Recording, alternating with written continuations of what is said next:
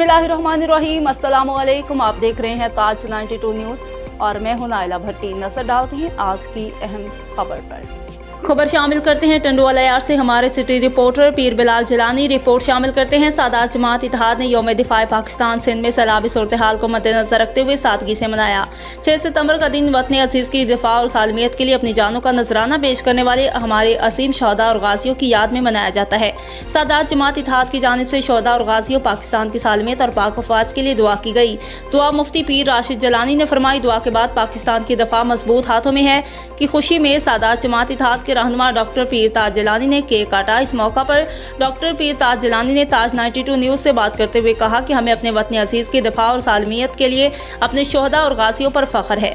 सादात जमात इत्तेहाद हर मोड़ पर पाक फौज के साथ शाना बिशाना खड़ी है। हम जज्बा शहादत से सरशार हैं।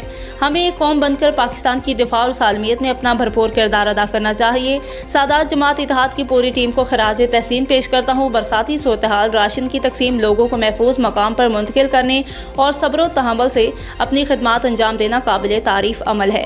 तकरीब के इख्तिताम पर कौमी तराने पर सलामी पेश की गई। पाकिस्तान पाइंदाबाद, पाक अफवाज जिंदाबाद, सादात जमात इत्तेहाद जिंदाबाद।